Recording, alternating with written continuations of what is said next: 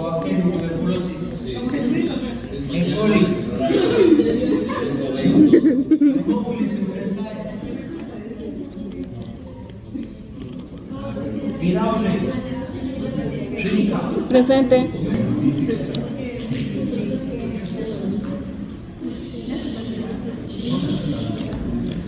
Bueno, entonces de hoy vamos a ver 3 bacterias.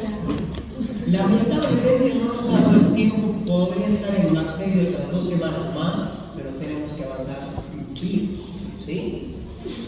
El virus va a ser un mes aproximadamente, mes y medio, y terminamos con los hongos, mes, quizás 3 semanas, ¿sí?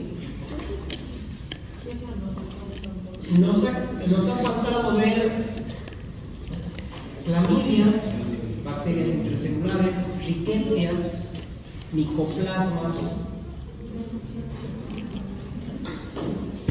Nos ha faltado ver cólera, que bueno, no lo van a ver mucho. Nos ha faltado ver Yersinia pestis y Yersinia enterocolítica. Pero creo que hemos podido abarcar el 80-85% de las bacterias importantes. Mycobacterium leprae tampoco vamos a verlos, vamos a enfocarnos en Mycobacterium tuberculosis.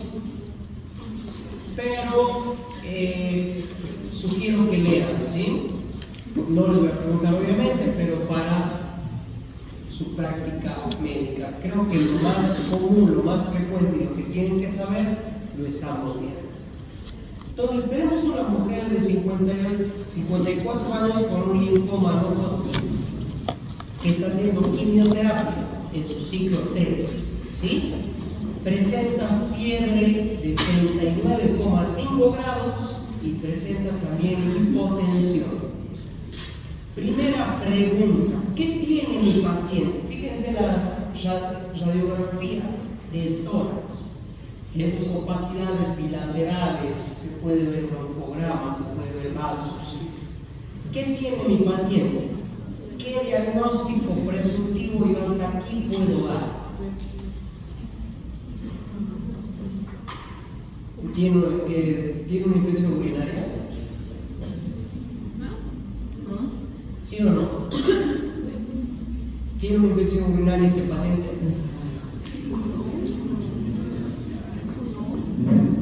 No. ¿Qué es oliguria? Oliguria es una reducción en la producción de la orina. No es lo mismo oliguria que lo que es insuficiencia, no es lo mismo oliguria que lo que es una infección urinaria. ¿Qué tiene mi paciente? ¿Qué? Daño pulmonar a causa de qué?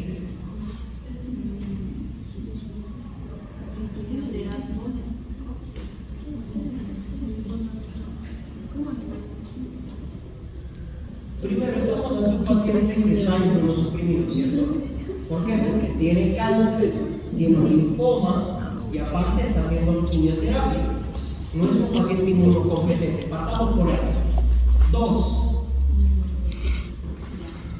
Presenta fiebre y presenta esa placa de tórax. ¿En qué pienso? Son granulomas lo que se encuentra en la radiografía. No.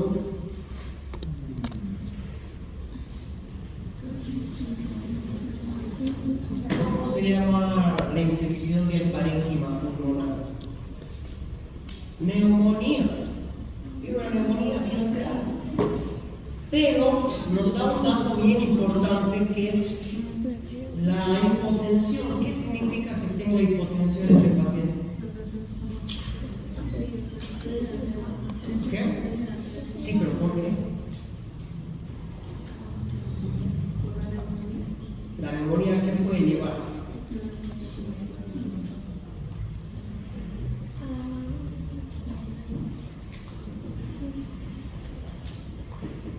¿Y por qué tenemos oliguria? Sepsis. Eso, sepsis. Ese paciente se le va a morir en 6 horas. ¿Por qué? Porque está bien hipotenso, fíjense, 80-50, tiene un foco infeccioso, también es inmunosuprimido y ya está entrando en falla renal, por eso no está orinando lo suficiente. Oliguria, falla renal, es un signo de una insuficiencia, pero lesión renal aguda, ¿sí? Es un paciente que es de sepsis. Y le hacemos un cultivo y nos sale este pigmento verdoso. ¿En quién pensamos? En una bacteria que les va a causar muchísimas molestias, muchísimos dolores de cabeza. Yo no descarto que de aquí alguno sea terapista o alguno sea internista y se van a encontrar con esta bacteria llamada Pseudomonas aeruginosa, ¿sí? Aquí es aeru por si acaso. Aeruginosa. La Pseudomonas es una bacteria obviamente gram negativa y es un patógeno oportunista. ¿Qué significa? Que me ataca a personas inmunosuprimidas o en condiciones hospitalarias y causa infecciones graves. Es una de las bacterias más complicadas de tratar. Es una de las bacterias que sale del cultivo y me pongo a rezar, voy a Chaguaya las 3 semanas. ¿Sí? ¿Qué forma tiene? Es un bacilo delgado, ¿sí? ¿Y qué es móvil? Eso que quiere decir que tiene flagelos, ¿sí? También es aerobio estricto. ¿Eso qué quiere decir? Necesita oxígeno sí o sí para poder crecer. No forma esporas, ¿sí? Vamos a ver que tiene una característica bien importante, que es que forma pigmentos en los cultivos o tal vez en algunas secreciones. Pigmentos de color azul verdoso por el pigmento llamado piocianina y un pigmento verde amarillento por un pigmento llamado pioverdino. ¿Sí? El del azul y verdoso, ¿cómo dijo que se llamaba? El azul verdoso, piocianina, el azul, y el pigmento verde amarillento, pioverdino. Vamos a ver, y lo más importante que necesito que sepan de este patógeno es sus mecanismos de patogenicidad. Genera una toxina llamada exotoxina A, que tiene la misma acción que la toxina diftérica. ¿Alguien se acuerda por 5 puntos cuál es el mecanismo de acción de la toxina diftérica? Mecanismo de acción de la toxina diftérica.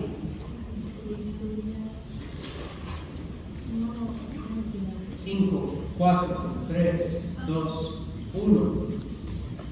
La toxina diftérica inhibe la síntesis de proteínas, actúa en los ribosomas, al igual que la toxina Shiga, es una toxina muy potente, ¿sí? Si se fijan en el cuadrito, aquí está la exotoxina A, que puede ingresar en las células y actúa en esta estructura llamada ribosoma, ¿sí? También presentan toxinas hemolíticas que lesionan la membrana celular. ¿Cuáles son los mecanismos de protección de Pseudomonas? De Pseudomonas. El primero tiene cápsula, tiene una cápsula polisacárida y también un dato bien importante es que forma biofilms. ¿Sí? Por lo tanto, forma estructuras resistentes en catéteres en sondas, en superficies hospitalarias. Por eso es que Pseudomonas es una bacteria de hospital. ¿Es nosocomial? ¿Perdón? Creo que se le dice nosocomial. Nosocomial, sí. Oh. En prótesis también, ¿sí? ¿Cuáles son las infecciones que me puede dar? Y para saber las infecciones que me puede dar, ustedes tienen que saber que Pseudomonas, repito, es una bacteria oportunista, por lo tanto necesita una entrada, entre paréntesis, artificial, no puede penetrar tejido sano. Entonces, ¿cómo ingresa? Pacientes que se encuentran en ventilación mecánica, pacientes intubados. Puede dar infecciones de la vía urinaria, sí, más que todo en pacientes con catéteres, con sondas. Puede ingresar Pseudomonas más que todo en las quemaduras, pacientes quemados, grandes quemados en el hospital, se pueden sobreinfectar con Pseudomonas. Y en pacientes diabéticos, en pacientes con diabetes mellitus tipo 2 descontrolada, puede provocar una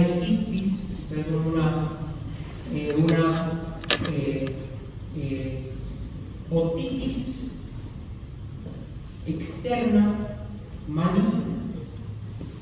Es un cuadro en el que se presenta supuración por el oído externo, y si uno aprieta aquí el trago, que es esta partecita en el pabellón auricular, la persona siente mucho dolor, ¿sí? Puede provocar sepsis en pacientes inmunosuprimidos, con linfomas, leucemias, trasplantados, o que estén haciendo algún tratamiento quimioterapéutico. Y por último, y no menos importante, lo podría poner como un caso clínico, suelen sobreinfectar en una enfermedad llamada fibrosis quística. Puede colonizar de manera crónica los pulmones y generar problemas, ¿sí? La persona no se cura, pero sigue Pseudomonas ahí. ¿Qué pasa en la fibrosis? Cicatrización. Entonces, en ese tejido cicatrizado pueden formarse los biofilms de Pseudomonas.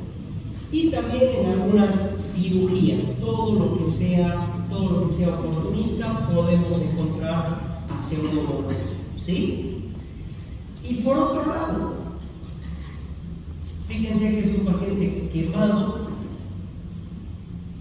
que ha sido sobreinfectado por Pseudomonas, el pigmento verde de la piel, ¿sí? Y muy importante saber de Pseudomonas cuáles son los mecanismos de resistencia. Primero, bombas de efluvio. ¿Alguien me podría explicar este concepto? ¿Qué significa bombas de efluvio? Más 5 puntos.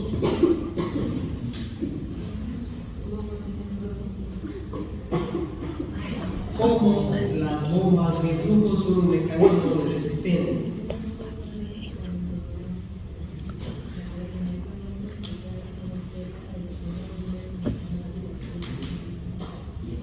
Expulsión de antibiótico por estas bombas. Bien, más 5 puntos. Avísame del examen, ¿sí? Luego tenemos que Pseudomonas puede producir beta-lactamasas. ¿Qué son las beta-lactamasas? Estoy revelando mucho hoy día. Hernández. Son como se lo explico como misiles. ¿Qué son? Inhibidores de las Misiles, sí, es una analogía, pero ¿qué son? Son lípidos, hidratos de carbono, son antígenos, son anticuerpos, ¿qué son?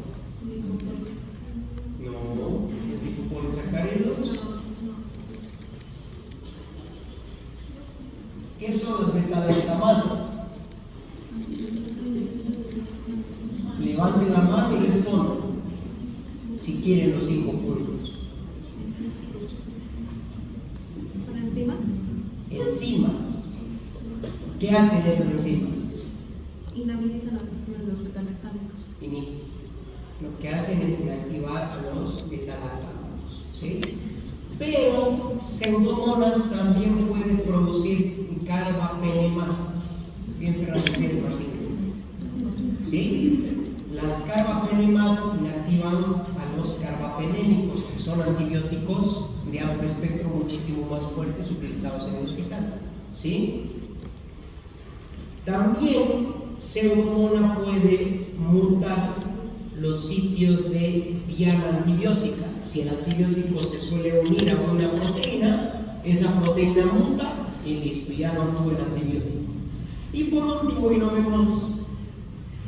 y no menos importante, la formación de los biofilms. ¿Sí? Todas esos son los mecanismos de resistencia que tiene Pseudomonas. Es mucho más complejo, ahí se los voy a dejar para que sepan que es una bacteria muy resistente. Y existe una clasificación, no les voy a preguntar, pero tienen que saber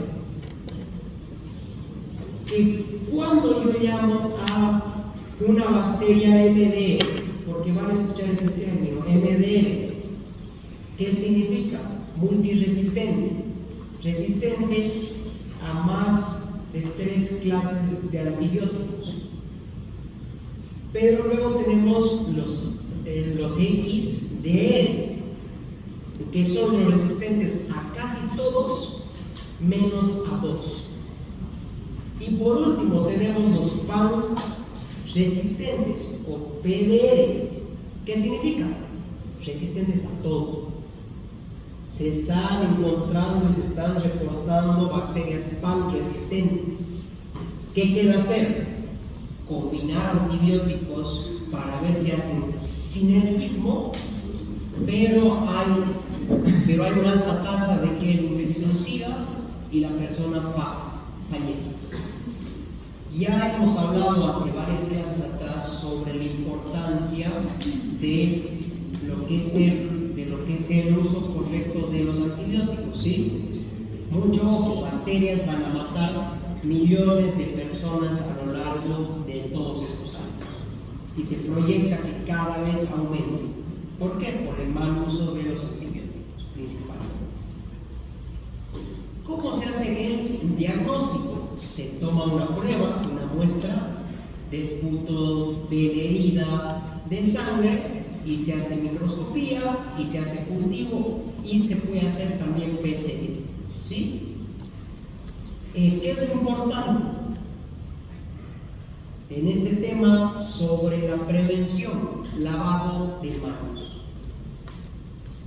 Y si tenemos un paciente con Pseudomonas, hay que aislarlo. Y sobre todo esterilización de los equipos. Si los equipos no se esterilizan correctamente, el siguiente paciente que entra con ese ventilador agarra Pseudomonas. Por eso hay un equipo en los hospitales, o tiene que haber un equipo de epidemiólogos y de lo que son los infectólogos para poder controlar brotes. ¿Sí? ¿Por qué? Porque si te olvidas una Pseudomonas, la vas a pasar mal. Lo que pasaba en el hospital es que cuando pasó en la pandemia, que el paciente entraba con una neumonía por COVID, ¿sí? Neumonía bilateral, vidrio esmerilado, insuficiencia respiratoria, no habla. Le ponían oxígeno, mejoraba y de ahí empeoraba. ¿Qué pasaba? Empezaba con lo que es un esputo de color verde, fiebre, le hacían cultivo, Pseudomonas. Aparte de tener un COVID severo, en el hospital agarraba Pseudomonas. Y si agarraba una multiresistente, los antibióticos carísimos y el manejo se hace cada vez más complejo. ¿sí? Es una bacteria que se puede estudiar, hay mucho para hacer aquí. No solamente en Tarija, sino en el país con el tema del control de las infecciones intrahospitalarias, ¿sí? Muy importante que sepan Pseudomonas. Vamos a pasar a la siguiente bacteria, que es también una bacteria que causa dolores de cabeza, que causa muchos rezos, y vamos a ver cómo se llama. Vamos con un caso clínico. Paciente de 72 años con TEC. Aquí en vez de 72 años, para que sea más real, le vamos a poner 22 años. La edad de ustedes, creo, ¿no? ¿O son más viejos? ¿O son más jóvenes? ¿Cuántos años tienen? 15. ¿Nos vemos viejos? 19, ¿verdad? Bueno, digamos entonces 19 años, con trauma craneal. Han tenido un accidente, que Dios no quiera que tengan, ¿no? Y el paciente está con un TEC severo y se indica lo que es intubación. Desarrolla fiebre persistente, neumología le hace o le pide una broncoscopía y se detecta un biofilm en el tubo endotraqueal. Con estos datos también podríamos pensar en Pseudomonas, ¿cierto? Genera biofilm en tubos y es una bacteria oportunista. Pero tenemos otra que es aún peor. Acinetobacter baumannii, o también llamado asesinobacter, ¿sí? El Acinetobacter baumannii también va a ser una bacteria gram negativa, pero vamos a ver las características que nos ayudan a poder diferenciar entre Acinetobacter con Pseudomonas. Eso es lo que me interesa que sepan, ¿sí? Se ve que es un patógeno que también es un patógeno hospitalario, es un patógeno muy oportunista y con muy alta resistencia a muchísimos antibióticos. Y ahorita es prioridad absoluta para la Organización Mundial de la Salud. Primero, tiene una forma de coco vacío, ¿sí? Fíjense, tiene una figura de bastones cortos que se encuentran agrupados. Y aparte es inmóvil, acuérdense, Pseudomonas es móvil, Acinetobacter es inmóvil, no tiene flagelos. También es aerobio estricto, no forma esporas, pero una característica importante de lo que es el Acinetobacter es que es muy resistente a superficies. Resiste hasta meses en superficies secas, en superficies donde pueda tener oxígeno. ¿Por qué? Porque es aerobio estricto, ¿sí? Puede sobrevivir en camas, en manillas, en equipos médicos. ¿Y cuál es el problema? Que si no hay un correcto lavado de manos, directamente, acuérdense que el lavado de manos no es solamente para protegerme a mí, sino para proteger al siguiente paciente del anterior. Si yo toco un paciente, no me lavo las manos y luego agarro a otro paciente, manipulo cosas en su entorno, podría estar llevando a Acinetobacter baumannii. Por ahí yo no me contagio porque soy una persona inmunocompetente, no tengo un tubo, no tengo una zona, no me va a pasar nada. Pero en estos pacientes se complica el asunto, ¿sí? Pseudomonas aboriginosa fermenta lactosa. En cambio, Acinetobacter no fermenta absolutamente nada, no produce pigmentos y presenta colonias pequeñas redondas, ¿sí?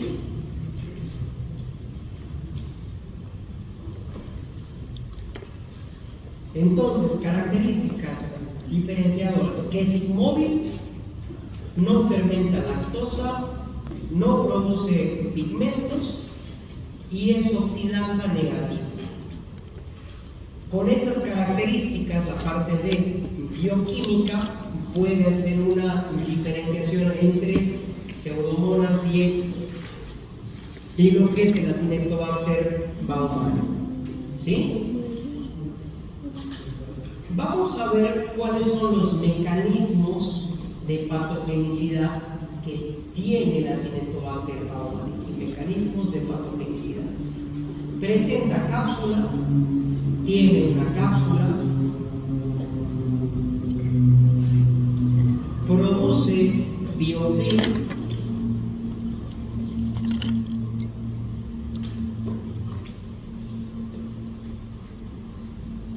y tiene unas adhesinas que le permiten adherirse a los tejidos y también a las superficies, dispositivos médicos, etcétera, etcétera. ¿Sí? Todo esto lo hace una bacteria muy, pero muy resistente. ¿Y en dónde se encuentran? Los mismos sitios que Pseudomonas. Neumonías que se encuentren asociadas a la ventilación mecánica, si hay alguna infección en alguna herida quirúrgica, pacientes posoperados, infecciones urinarias.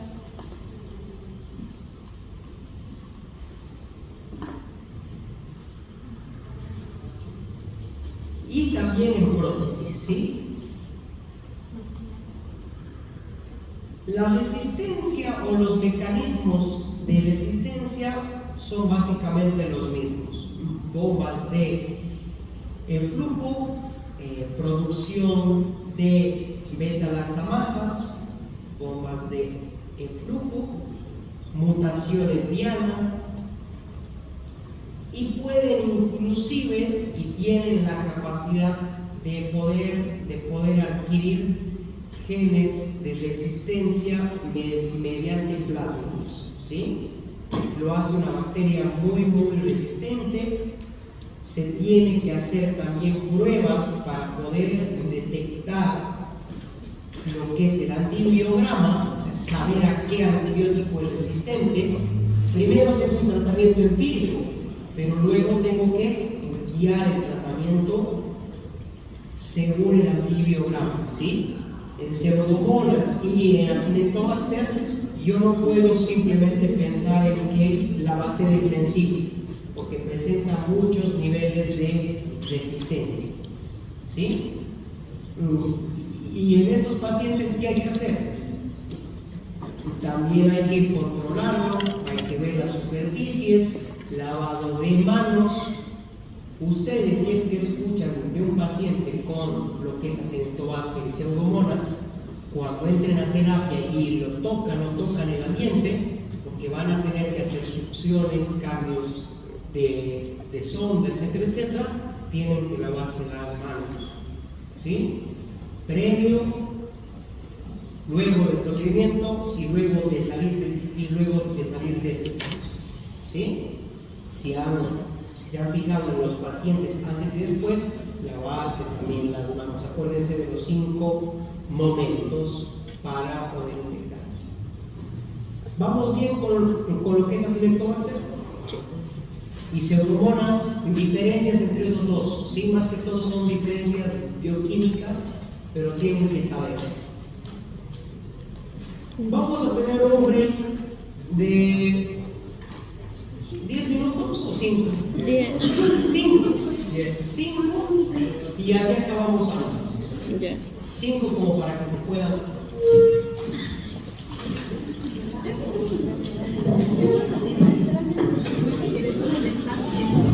Edad 45 años, masculino, casado. Es obrero de construcción.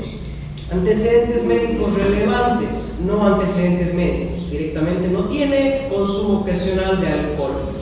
El paciente acude por presentar lesiones cutáneas en diversas partes del cuerpo, especialmente en la cara, y ha empezado a tener problemas neurológicos como amnesia, que han ido empeorando progresivamente. Además, refiere un historial de dolores articulares y un deterioro en la movilidad. Le está costando moverse. ¿Qué le preguntan a este paciente?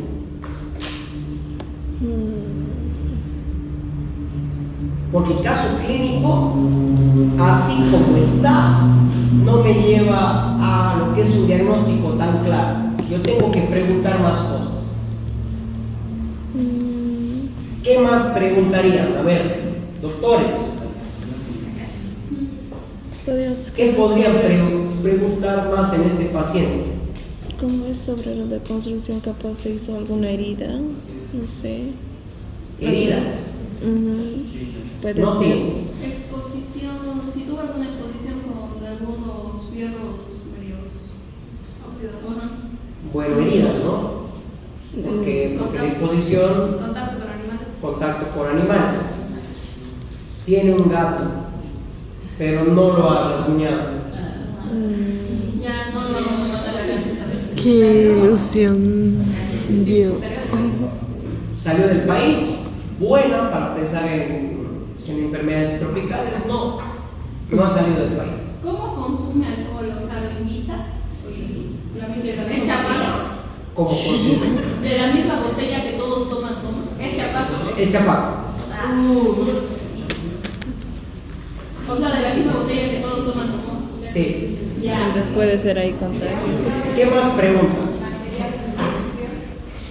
¿Perdón? ¿Por qué es constructor si es que utiliza debida seguridad en el trabajo, ¿cierto? Utiliza, no ha tenido traumas. Y no hay exposición de pintura con plomo ni de otra cosa rara. Yo estaba pensando en eso. Diría que más que todo serían de consumo, pues. Problemas neurológicos, dolores articulares, lesiones en piel. El alcohol va a dañar la pituitaria, va a inhibirla y pues va a mandar al baño. Antecedentes familiares. Todo bien. Hay que ver. Sí, dice ahí nada de antecedentes. No, pues, él, Toma como chapaco que invita. Bueno, el alcohol podría tener algo que ver.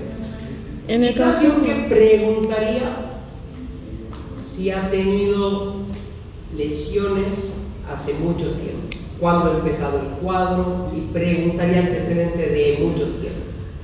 Ahora, fíjense que esto puede ser, o sea, este caso es muy difícil de hacer un diagnóstico y nos encontramos de que esta enfermedad es muy difícil de hacer un diagnóstico cuando esté en la fase secundaria y en la fase terciaria. Es muy fácil hacerlo en la primera fase.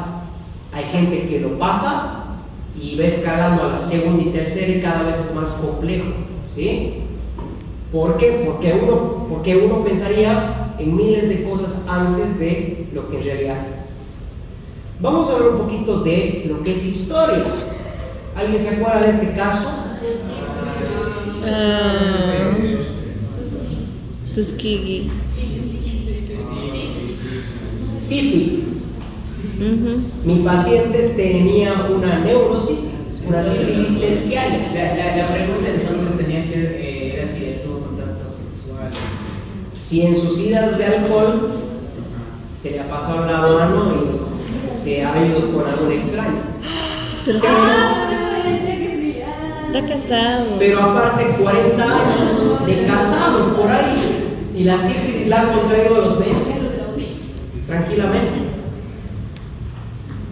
Entonces, ya saben un poquito de este estudio, ¿cierto? Que ha sido una base fundamental para lo que es ética e investigación. Población afroamericana, población de cáncer, los engañan diciéndoles de que el tratamiento iba a ser por anemias. No les avisan nunca que tenían sífilis, luego sale el tratamiento y tampoco los tratan. ¿Y cuál ha sido el problema? Sífilis terciaria y también contagio a madres y las madres a los hijos.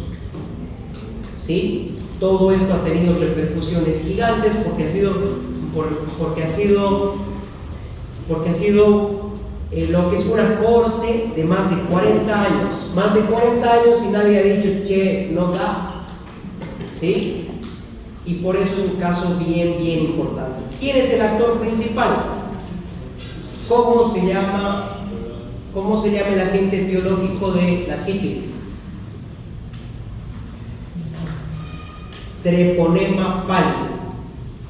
¿Sí? Va a ser una espiroqueta en forma de espiral, y una forma de espiral gram negativa. ¿Trepo ¿Sí? qué? ¿Trepo qué? Treponema pálido. Treponema. Mucho ojo que se confundan que el treponema pálido produce malaria. ¿Por qué? Porque a la malaria se le llama paludismo. Cuidado que lo asocien el treponema pálido con el paludismo, nada que ver. Malaria, ustedes ya llegó parásito, ¿no? Sí. ¿Cuál es el agente etiológico de la malaria? Plasmodium. Plasmodium vivax, Falciparum. Olovale. El noblesi. Son varios, son 5. Pero sería Son de 5 tipos de Plasmodium. Plasmodium.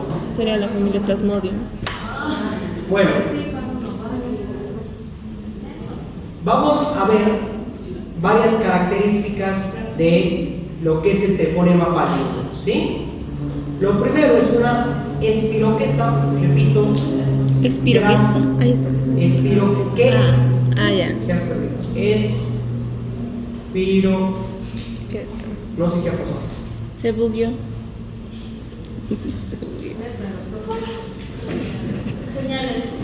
Neurosífilis. Le decía. Espiroqueta. Así. Espiroqueta. ¿Entendías? Gram negativa. Anaerobia. Obligada. No puede tolerar concentraciones de oxígeno. ¿Sí?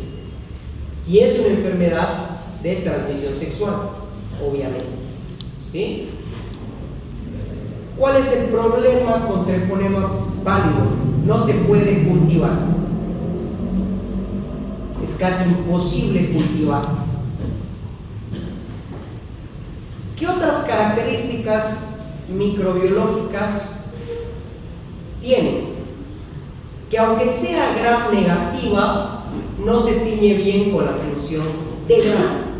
¿Por qué? Porque es una bacteria que tiene pared celular, pero su pared celular no tiene proteoglicanos. Es una pared que no tiene proteoglicanos, por lo tanto no se tiñe correctamente. Y si presenta, por ser una bacteria gram negativa, presenta una membrana externa. Si es una bacteria móvil, pero solamente puede girar. ¿Por qué? Porque tiene flagelos internos. No presenta flagelos fuera de la pared celular, sino que los flagelos se encuentran entre la pared con la membrana externa. ¿Sí? Le da un movimiento que se llama movimiento cicloide. No crece en medios artificiales. ¿Y cómo se hace para poder cultivarla? En tejidos vivos como conejos y ratones. ¿Sí? Si encuentran algún paciente con sífilis, podemos hacer un experimento y cultivarlo. Lo dice como si fueran Quieren plantas. cultivar en los humanos como el estudio Tuskegee. Resistencia ambiental. No resiste. ¿Por qué? Porque es anaerobia estricta. Necesita sí o sí concentraciones bajas o casi nulas de oxígeno. Por eso no sobrevive fuera del huésped. ¿Sí? En segundos a minutos fuera del huésped muere. ¿Sí? Igual que el virus. No resiste también la osmolaridad y y los procesos térmicos de deshidratación. ¿Por qué? Porque no tiene la pared de péptido Glicano. glicano, ¿sí? Vamos a ver que es una bacteria bien interesante, porque el temporema pálido no produce toxinas, pero sí es una bacteria que puede evadir el sistema inmune. Se especializa en la evasión del sistema inmune. Una persona que se contagie sífilis no se cura por sí sola. ¿Por qué? Porque es especialista en evadir. ¿Y cómo lo hace? Girando. Voy a borrar esto de aquí al costado, espero ya hayan anotado. ¿Cuál costado? Ah. Eso. ¿Eso se podía notar? Sí.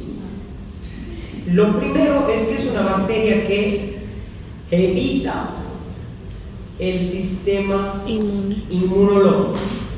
¿Cómo lo hace? Eso. Tiene muy poco lipopolisacárido en su membrana externa. Acuérdense que el lipopolisacárido era muy antigénico.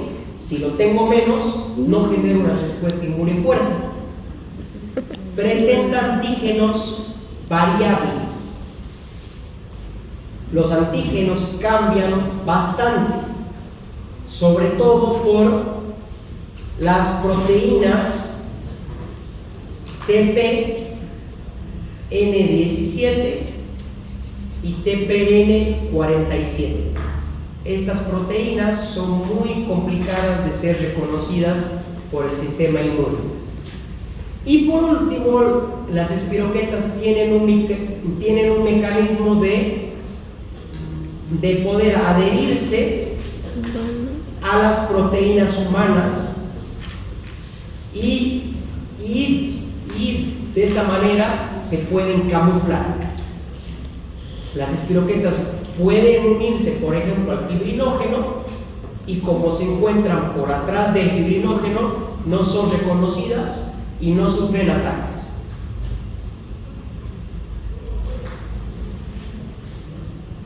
Vamos a ver que, bueno, entonces, ¿cómo la sífilis genera daño? No lo hace de manera directa, sino que lo hace mediante la reacción del sistema inmune de forma crónica. ¿Sí? No causa necrosis, pero provoca inflamación crónica. Las espiroquetas pueden entrarse en los macrófagos, pueden ir a cualquier célula y se quedan ahí. Entonces, cuando el sistema inmune los reconoce, ¿qué hace el sistema inmune?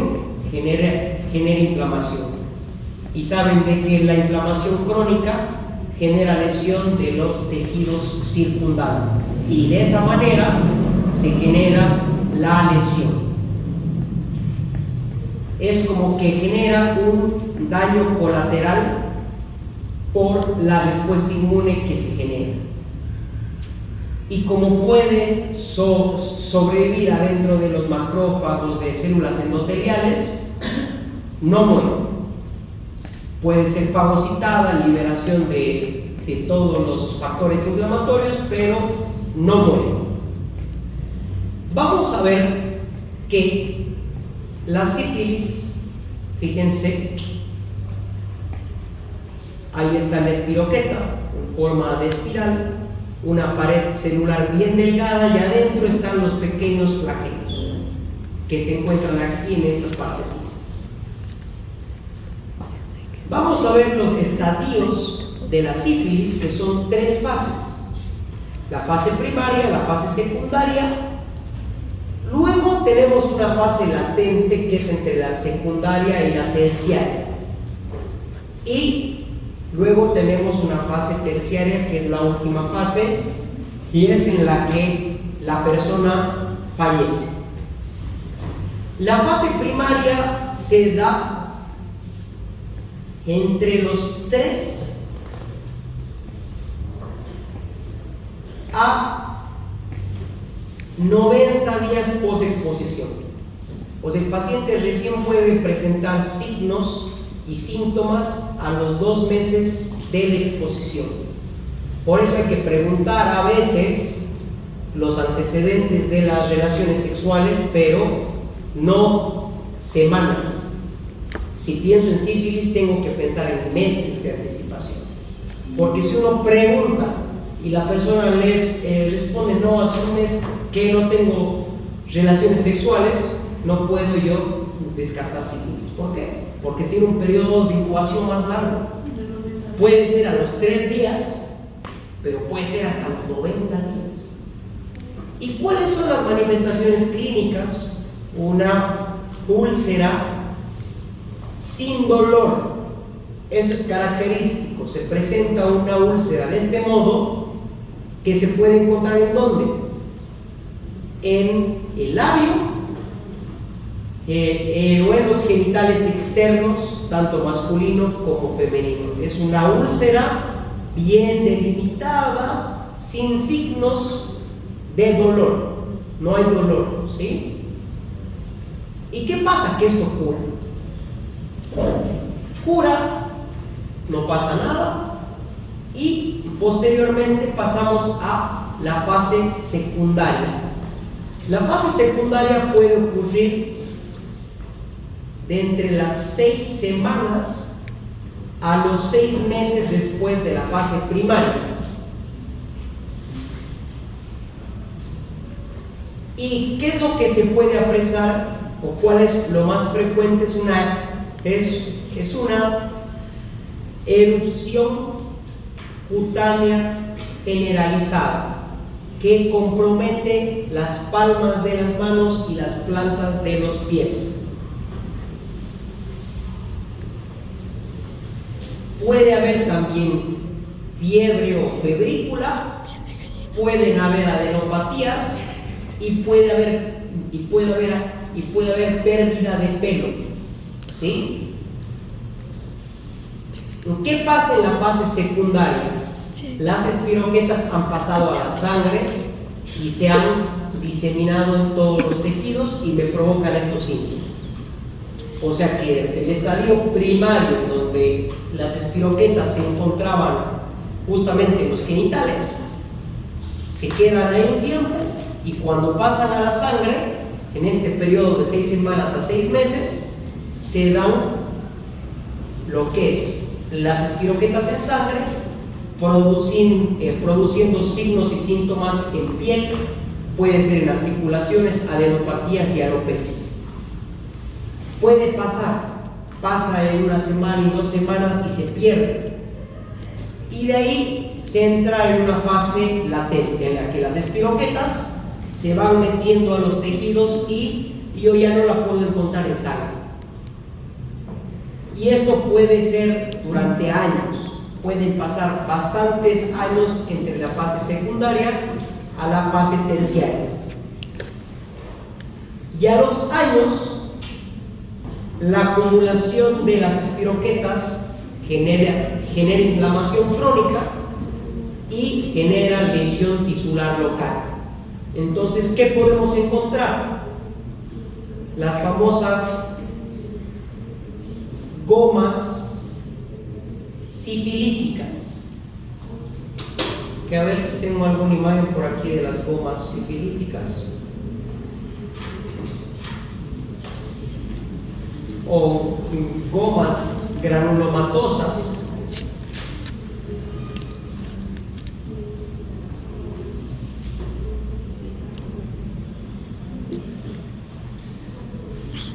Luego les muestro alguna imagen, ¿sí? También, ¿qué podemos tener en la sífilis terciaria? Podemos tener neurosífilis. Lo que más nos llama la atención, neurosífilis, es la invasión del sistema nervioso central. ¿Y qué podemos encontrar en la neurosífilis? Podemos tener desde signos de meningitis, pero también la persona puede tener síntomas de demencia,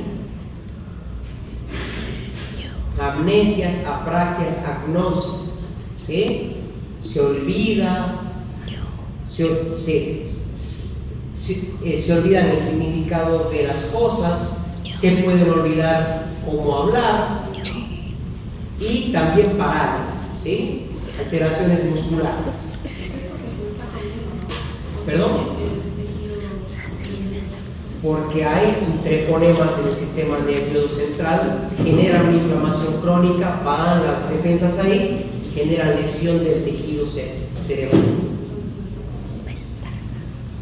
Y también la sífilis terciaria puede causar problemas cardíacos, carditis y problemas reumatológicos.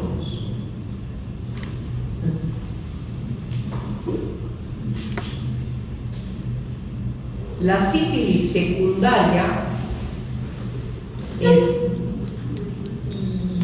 y yo les he explicado cuáles son los signos y síntomas más característicos, pero la sífilis secundaria puede adoptar muchísimas formas. Puede afectar solamente a las articulaciones, solamente las erupciones, causar algunas úlceras. Entonces hay muchas muchas formas en las que la sífilis secundaria puede presentar. Por eso se le llama la gran imitadora, porque puede también imitar muchas enfermedades, incluso enfermedades autoinmunes. Y al final el diagnóstico era sífilis. ¿Sí? En la terciaria sí es un poquito más fácil por los síntomas neurológicos, etcétera, etcétera. De neurosífilis ha fallecido Al Capone, si mal no recuerdo, y varios personajes han fallecido de sífilis a lo largo de la historia.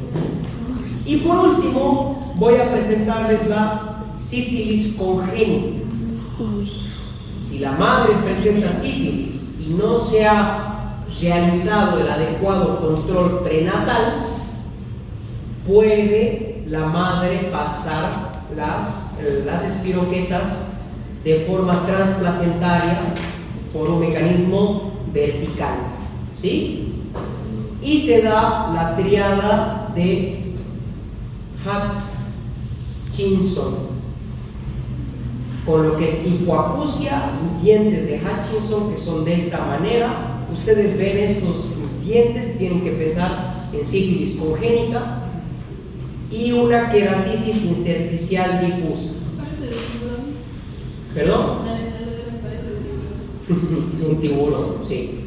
Y la queratitis intersticial difusa, que me puede llegar a la ceguera. Puede provocar malformaciones cardíacas, defectos cardíacos, alteraciones en el crecimiento de los huesos, etcétera, etcétera, pero esto es lo más común, ¿sí? Por eso es que a toda madre se le hace una prueba prenatal para sífilis. No vamos a hablar mucho de las pruebas, pero básicamente hay las pruebas no treponémicas, que son pruebas indirectas, más que todo serológicas, que me van a medir que los anticuerpos que nosotros generamos contra sífilis. Aquí tenemos el BDRL y el RPL. Y luego tenemos las pruebas treponémicas o pruebas directas en las que nosotros medimos directamente a la bacteria. Y eso se hace por PCR o por una prueba que se llama prueba del campo oscuro. El tratamiento es súper sencillo: penicilina, una dosis, pare de sufrir. Si estamos en sífilis terciaria, se requiere un tratamiento un poquito más largo, pero con penicilina directamente. Penicilina G intramuscular y paciente curado. Una sola dosis, yo lo pincho ese rato y se me cura de la sífilis, ¿sí? Entonces es una enfermedad curable. ¿Cuál es el problema de la sífilis? Diagnosticar. La primera es fácil, la secundaria es más compleja y la terciaria peor, ¿sí? Pero hay que pensar en sífilis. Yo no voy a pensar en algo si no sé que existe o que me he olvidado, porque la clase me la han enseñado en segundo año, ¿sí? Siempre ante patologías raras, fiebre, antecedentes sexuales, Piensen en sí. Y con esto terminamos. Nos vemos para su examen directamente. Era una pregunta corta porque A los que no les entregamos sus exámenes parciales, los pero hechos pueden ahí. hacerlos así de nuevo. No, si ya tiene la penicilina ya no afecta sus dientes.